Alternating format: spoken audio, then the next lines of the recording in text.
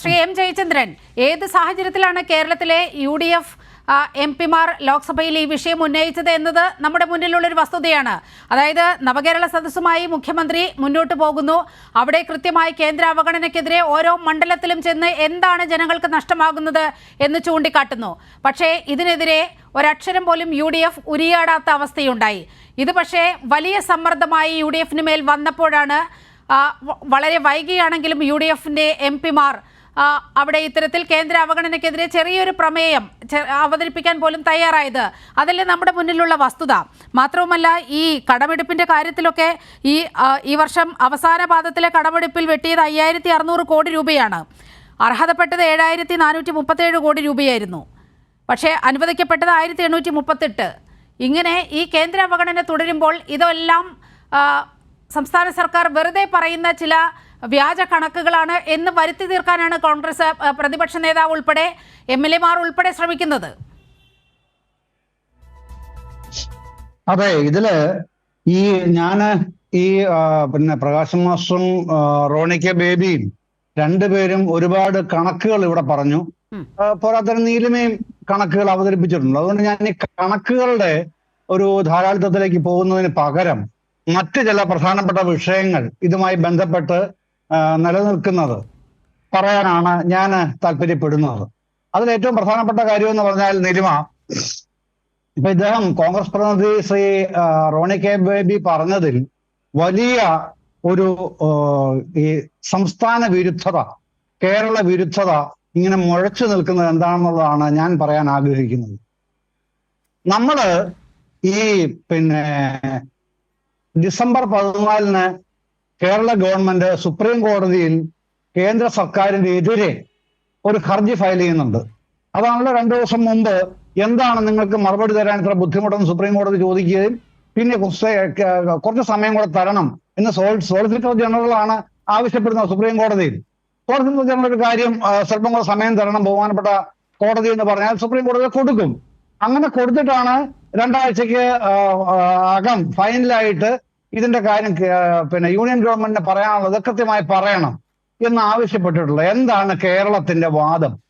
ഇത് മാത്രം Shri Roni K baby ഉൾപ്പെടെ KPCC-യുടെ മുഴുവൻ ആൾക്കാരും, പ്രതിപക്ഷ നേതാവും KPCC പ്രസിഡന്റും അടക്കം അത് മാത്രം പരിശോധിച്ചാൽ മതിയെന്നേ. കാരണം സുപ്രീം കോടതിയിൽ ഇപ്പൊ താങ്കൾ പറയുന്നത് ശരിയാണ് എങ്കിൽ സുപ്രീം കോടതി കേസ് എടുക്കുകയേ ഇല്ല.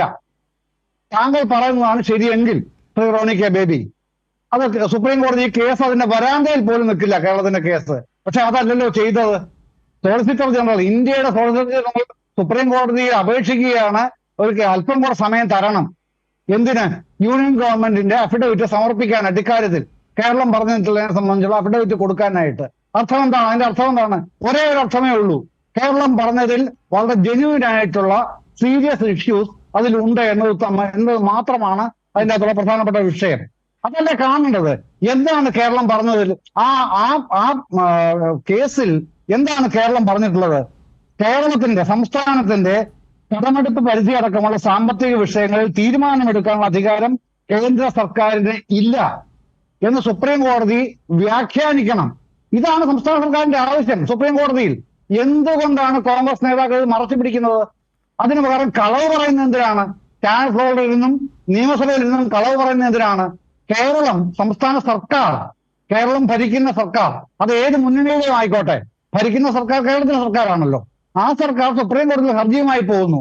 ആ ഹർജി സുപ്രീം കോടതി ഫയലിൽ സ്വീകരിച്ച് കേന്ദ്ര സർക്കാരിനോട് അഫിഡവിറ്റ് സമർപ്പിക്കാൻ ആവശ്യപ്പെടുന്നു, കൊടുക്കുന്നില്ല. ആ നിലയിലായപ്പോഴാണ് ശകാരിക്കുന്നത്. എന്താണ് നിങ്ങളുടെ ഉദ്ദേശം ചോദിക്കുന്നത്. അപ്പോ ഇന്ത്യയുടെ സോളിസിറ്റർ ജനറൽ യൂണിയൻ ഗവൺമെന്റിന് വേണ്ടി പറയുകയാണ്, ഞങ്ങൾക്ക് അത്ര സമയം തരണം. ഇത് മാത്രം പോരെ നിങ്ങൾ പറയുന്നത് കളവാണ് എന്ന് ബോധ്യപ്പെടുത്താൻ മാത്രം പോരെ ശ്രീ റോണി കെ ബേബി? അതാണ് പ്രശ്നം. ഇനി അതിന്റെ ഡീറ്റെയിൽസിലേക്ക് അല്പം മാത്രമേ ഞാൻ പോകുന്നുള്ളൂ, അല്പം മാത്രം. കാരണം ഇത് നമ്മുടെ ഒരു ചാനൽ ചർച്ചയാണല്ലോ, എല്ലാവർക്കും അവസരം വേണമല്ലോ, അതുകൊണ്ട് മാത്രം കേട്ടോ. എന്താണ് ഇവര് പറയുന്നത്? ഈ ഭരണഘടനയുടെ ആർട്ടിക്കിൾ 293, 294 എന്നിവയുടെ പേരിൽ ഇല്ലാത്ത അധികാരമാണ് സംസ്ഥാനത്തിന് നേരെ, കേരളത്തിന് നേരെ ഈ യൂണിയൻ ഗവൺമെന്റ് പ്രയോഗിക്കുന്നത്. ഇതാണ് കേരളത്തിന്റെ പ്രധാനപ്പെട്ട വിമർശനം. ആ വിമർശനം സുപ്രീം കോടതി ചർച്ചയ്ക്കെടുത്ത് വ്യാഖ്യാനിച്ച് ഉത്തരവ് നൽകണം യൂണിയൻ ഗവൺമെന്റിന്. ഇതാണ് പറയുന്നത്. എന്ന് മാത്രമല്ല, ആർട്ടിക്കിൾ 162, 199, 202, 204, 266, 298, 7ാം ഷെഡ്യൂളിലെ സംസ്ഥാന ലിസ്റ്റിലെ എൻട്രി 43 എന്നിവ ഇക്കാര്യം കൃത്യമായി പറയുന്നുണ്ട്. ഇങ്ങനെ കേന്ദ്ര സർക്കാരിന് ഇടപെടാൻ അധികാരമില്ല എന്നുള്ള വിവരം ഭരണഘടനയിൽ തന്നെ വ്യക്തമാക്കുന്നുണ്ട്, ഈ പറഞ്ഞ ആർട്ടിക്കിളുകളെല്ലാം. അതുകൂടെ പരിഗണിച്ച് വേണം പിന്നെ ഉത്തരവ് തരാൻ എന്നാണ് പറഞ്ഞിട്ടുള്ളത്, സംസ്ഥാനം പറഞ്ഞിട്ടുള്ളത്. പക്ഷേ യൂണിയൻ ഗവൺമെന്റ് കോടതിയെ പോലും പിന്നെ ഈ പരോക്ഷമായി വെല്ലുവിളിച്ചുകൊണ്ടാണ് മറുപടി കൊടുക്കാൻ താമസിപ്പിക്കുന്നത്. കേരളം അതുകൊണ്ട് അടങ്ങിയിരിക്കുന്നില്ല. ഇത് പിന്നെ സാധാരണ പ്രതിപക്ഷം പറയുന്നത് പോലെ കേരളത്തിലെ പ്രതിപക്ഷം എപ്പോഴും പറയുള്ളൂ, ഞങ്ങൾ നിയമപരമായും രാഷ്ട്രീയമായും നേരിടും. അങ്ങനെയല്ല ഇവിടെ ഗവൺമെന്റ് ചെയ്തത്. ഗവൺമെന്റ് നിയമപരമായും രാഷ്ട്രീയമായും നേരിടും എന്ന് പറഞ്ഞത് ചെയ്യാൻ വേണ്ടി തന്നെയാണെന്നുള്ളതാണ് നമ്മൾ പൊതുസമൂഹം ഇക്കാര്യത്തിൽ നിഷ്പക്ഷമായി ഒരു അന്വേഷണം നടത്തുമ്പോൾ ബോധ്യമാകുന്നത്. നിയമപരമായി ചോദ്യം ചെയ്ത് നേരിടുന്നത് എങ്ങനെയാണ്? സുപ്രീം കോടതിയിലേക്ക് പോയി. ഇനി രാഷ്ട്രീയമായി എങ്ങനെയാണ് നേരിടുന്നത്? അതിനാണ് ഫെബ്രുവരി 8 സമരം. ആ സമരത്തിന് സമ്മേളനം എന്നാണ് പറഞ്ഞത്. ഇന്നും മുഖ്യമന്ത്രി ഫ്ലോറിൽ പറഞ്ഞല്ലോ, സഭയിൽ പറഞ്ഞല്ലോ, ഞങ്ങൾ സമ്മേളനമല്ല നടത്തുന്നത്. ധനമന്ത്രി പറഞ്ഞല്ലോ സമരമാണ്. പ്രഗത്ഭർ അഭിസംബോധന ചെയ്യുന്നുണ്ട്, അത് കഴിഞ്ഞ് സമരമാണ്. അതിന്റെ വ്യക്തമായ കാര്യങ്ങളും പറഞ്ഞു.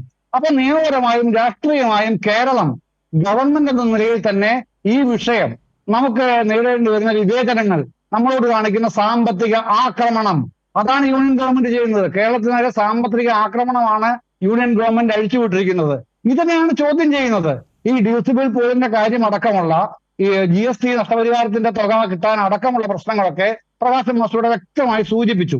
മറ്റൊന്ന്, ശ്രീ റോണി കെ ബേബി പിന്നെ അംഗീകരിക്കാതെ പോയാലും പിന്നെ ബഹുമാനപ്പെട്ട കോൺഗ്രസ് നേതാവും കർണാടക മുഖ്യമന്ത്രിയായ സിദ്ധരാമയ്യ എന്താണ് പറയുന്നത്?